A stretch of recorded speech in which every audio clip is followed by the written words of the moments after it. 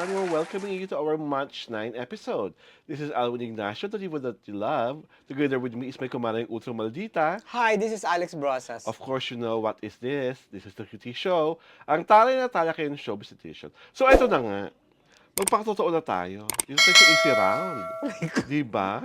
Kasi, Parang, katulad ni Vice Ganda, nakakawindang naman talaga ang kaganapan na ito, hindi ba, Mare? Yeah. Lalo na kat basic na basic lang naman ang pinag-uusapan sa bagay na ito. So, Mare, ano naman ang makasabi mo dito sa sexy babe contestant na ito na itatago natin sa pangalang Heart Aquino? Heart Aquino na nung hinanong ni Memi Vice sa Sexy Babe segment Sa It's sa Showtime. It's Showtime about the Comelec, I think. Mm-mm. Hindi niya alam what the Comelec is all about. Yeah. So, what can you say about this? Why are you there for? What are you there for? Di ba? Parang, Comelec. You don't know? Yes! My God! Where have you been? Have you been to Pluto? Kaya hindi mo alam?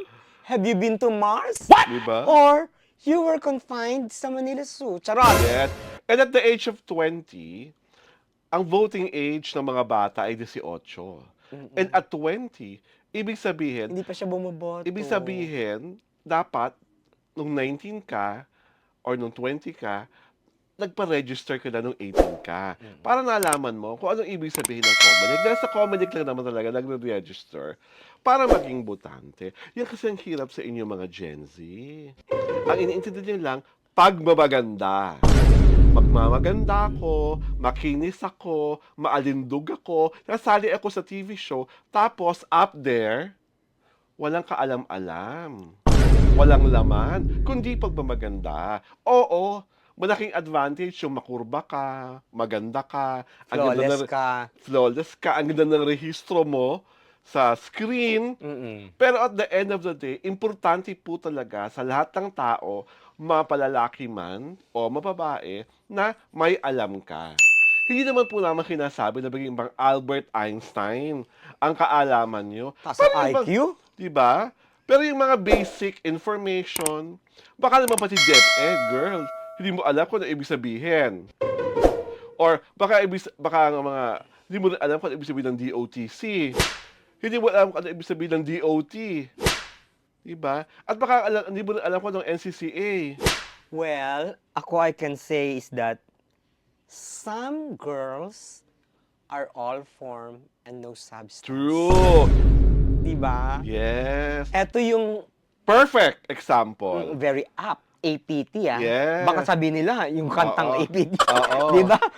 Very apt, diba? Parang, it's a very apt description of this girl Oo. contestant. At saka Heart and the rest of the kids nowadays, hindi nyo pwedeng isisi sa educational system ang katotohanan na marami kayong bagay na hindi alam.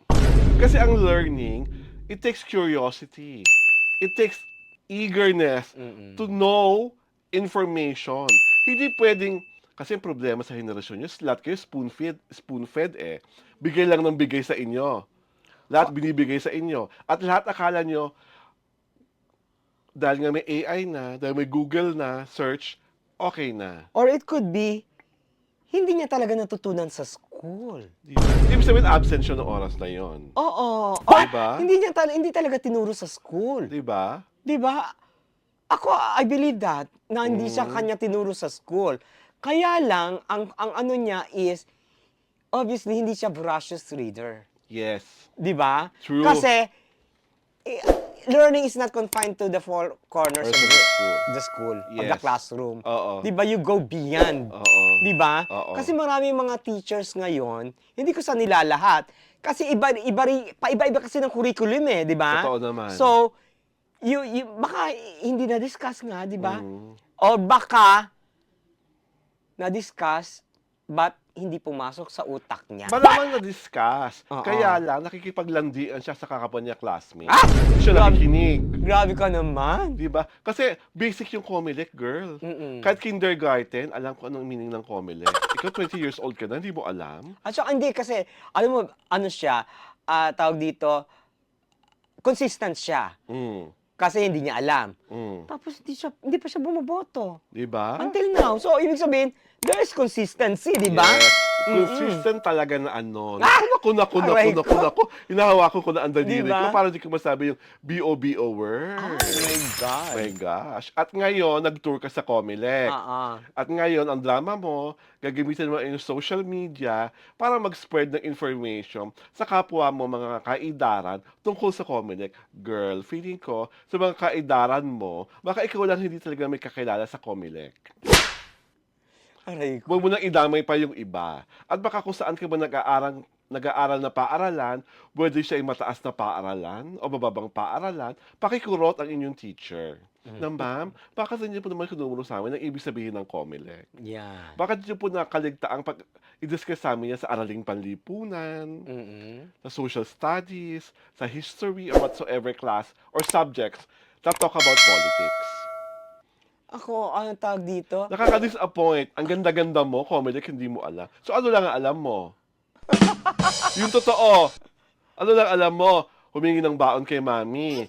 Humingi ng pambili ng bagong gadget. Humingi ng bagong pang-OOTD. Pumunta sa pinaka-bonggang place sa poblasyon at wal there. Alam mo maganda din sa nangyari? She did not feign her, Yes. ignorance. Yes. Talagang inamin niya na hindi ko alam what Comelec is all about. Yes. What is the function of Comelec, Yes. di ba? Talagang point blank, talagang inamin niya. Well, gusto ko sanang palakpakan ng pagiging Diba? honesty is the best Oo, policy mo. diba? Pero still, girl, kung ako nandun, lulubog ako sa earth. Comelec, hindi talaga alam. Naku!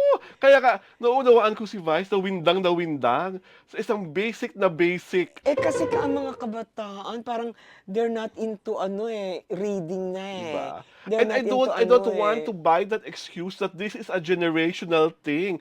Every 4 years, every 3 years, nagkakaroon ng barangay election, SK election, at kung ano-ano election that has something to do with mayors, vice mayors, congressmen, senators, and all of these people and all of these happenings, Comelec ang may hawak. So, tuwing election, tulog ka, girl? Tuwing election season, nasa ibang lugar ka, nasa ibang bansa ka, Baka hindi mo alam she was partying. Charot. hindi mo alam ang kaguluhan at nangyayari pag election. That is the lamest excuse for you to say na hindi mo talaga alam. Sabihin mo na lang talaga sa maganda po ako. Yun lang. Aray ko, you're so harsh. I'm Eh, not ano being magagawa- harsh. Ano magagawa mo talagang hindi, nagpakatotoo naman siya. Ay, yun nga. Diba? Hindi, diba? mas magalit ka kung hindi siya nagpakatotoo tapos lumabas na totoong hindi naman niya alam. Mas Ano ka nakakapag-init ba? ng ulo yung pagpapakatotoo mo kasi it Oo. goes to show how much, How little. how little is You've your learned. knowledge Oh. about basic affairs. Diba? Nakakahiya. Diba? At national show yon. It's showtime yon. So, National on television. national television. Kaya tignan mo, ang pambabasyayo, here, there, and everywhere, tinodo. Baka Pero naman, sinakyan ng Comelec. diba? Kasi maganda yung idea, voters education, ganyan. Diyos Ganyan. ko! Alam mo naman ang Comelec, gusto nila ng magandang PR. Nako. Ako na lang, wish ko lang naman, di ba? Ngayon pumunta ka sa Comelec, baka naman paglabas mo ng Comelec, ano nga yung office na pinuntahan ko? Ano nga ginagawa nila? Girl, pag ganun ka pa rin, ewan ko na lang, baka maitulak kita pag nakasalubang kita. Kung ako pumunta sa Comelec, I will ask so many questions na ang feeling ko hindi nila masasagot. Yes. Diba? Diba? Pakita I will. mo naman, kasi kita mo naman sa video na parang papakit ka naman dun eh. Diba? Diba maganda ako, bagong makeup ako, Oo. bagong plancha hair ko, narito ako, Kasi ano yun nagtutour eh. ako. Kasi captured ng TV, di Diba? ba? Parang instant celebrity siya ngayon, di ba? Parang And wow. okay lang if you became an instant celebrity because you have talent. And you became an instant celebrity because of your notoriety. At saka mediocrity. Charot! Yes. Ay, oh my God! And again, we're not being generational about this. There are some things that are basic na dapat alam na ng bata. I'm sure naman, nakapagtapos ka na ng senior high, di ba? Imposible hindi mo pa rin alam ang... Kaya napaka-imposible talagang...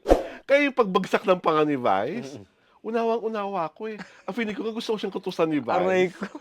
Hindi, kaya lang nasa TV eh. Di ba? Of course, you will not do that. O, Ano di ka ba? ba? Pero kung ako talaga yun, bibimbangin ko talaga si girl. Right there, right now. Tama na, ayoko na, stop na to! Ito po si Alan Ignacio, the diva that you love. Kasama ko ang aking kumaring ultra maldita. Hi, this is Alex Brosas and I know Comelec. Yes, we know Comelec. And we love what Comelec is doing for the democracy of the Philippines. Ito po ang Nakiti Show, ang tayo na Talakayan Showbiz Edition.